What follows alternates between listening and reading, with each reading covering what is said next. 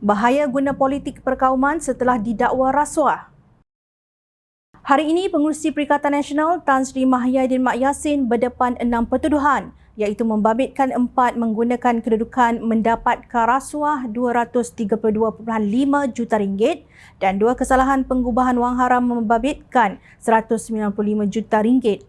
Mengikut pertuduhan, Mahyadin sebagai seorang pegawai badan awam iaitu Perdana Menteri dan Presiden bersatu menggunakan kedudukan untuk suapan iaitu wang RM200 juta, RM1 juta, RM19.5 juta dan RM12 juta bagi partinya daripada 3 syarikat serta seorang individu.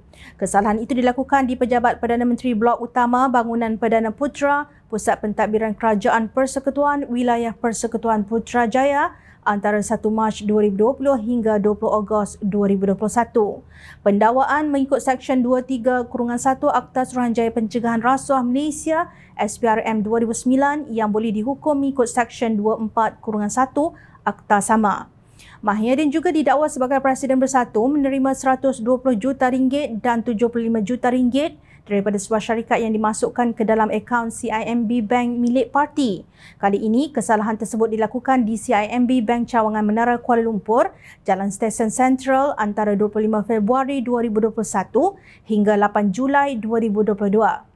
Pendakwaan mengikut Seksyen 4-1-B dibaca bersama Seksyen 87-1 Akta Pencegahan Pengubahan Wang Haram, Pencegahan Pembiayaan Keganasan dan Hasil daripada Aktiviti Haram 2001 yang boleh dihukum mengikut Seksyen 4-1 Akta sama.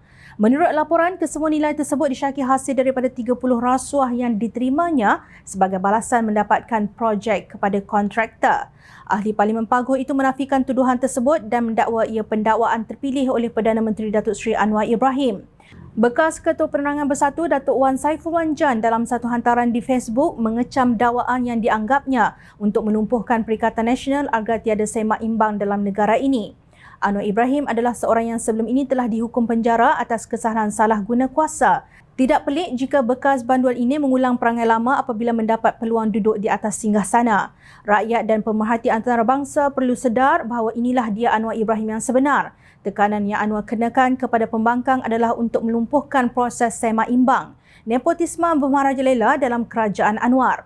Anwar bukan seorang reformis, dia seorang pendendam tua yang oportunis dan kuku besi dakwanya. Jom channel Nasihat Wan Saiful untuk lihat cermin. Yang oportunis dan kuku besi ialah pemimpin yang merampas kuasa ketika kerajaan sedang berperang dengan serangan wabak COVID-19. Pemimpin yang sama itu buntu untuk menangani serangan tersebut lantas melaksanakan Perintah Kawalan Pergerakan PKP yang panjang. Akibatnya, sempadan negara tutup, kilang tutup, pasaraya tutup, sekolah dan universiti juga tutup. Rakyat hilang pekerjaan, ada yang kelaparan mengangkat bendera putih, ramai juga yang putus asa lalu membunuh diri.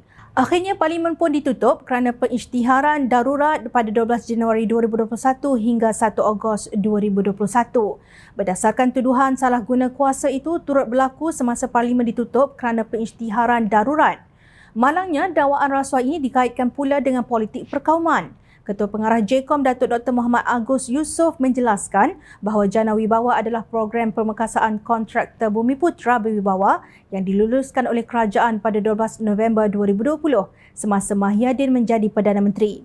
Terdapat 56 projek di bawah program Jana Wibawa bernilai RM6.3 bilion dan dilaporkan bersatu menerima sumbangan lebih RM300 juta daripada kontraktor bagi projek ini. Susulan itu, SPRM bertindak membekukan akaun bersatu, jelas Dr. Muhammad Agus. Beliau membangkitkan pendirian Mahyadin ketika Datuk Seri Najib Razak didakwa berhubung skandal One Malaysia Development Berhad, 1MDB, ketika itu Mahyadin menjadi jaguh yang mendesak agar Najib didakwa untuk membersihkan negara ini. Peliknya, setelah disiasat hari ini, Tan Sri Mahyadin Yassin bukan mengambil kesempatan untuk membersihkan parti dan dirinya, tetapi mendakwa tuduhan ke atasnya adalah pendakwaan politik terpilih bidasnya. Menurut Dr. Muhammad Agus, sejak awal lagi Perdana Menteri telah menyatakan tidak akan campur tangan dalam kes sebegini dan menyerahkannya kepada pihak berkuasa untuk menyiasat dan mendakwa. Saya hairan apabila ada yang menyatakan dakwaan ini tidak adil.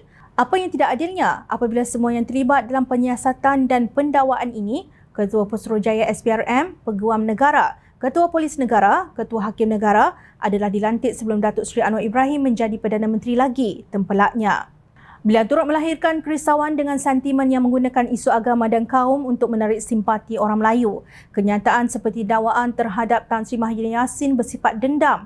PHBN takut pada sokongan orang Melayu. Dakwaan terpilih untuk mengalih perhatian bagi menutup isu ROS dan menyuruh orang Islam bermunajat untuk menolak kezaliman ke atas Tan Sri Muhyiddin Yassin adalah bahaya.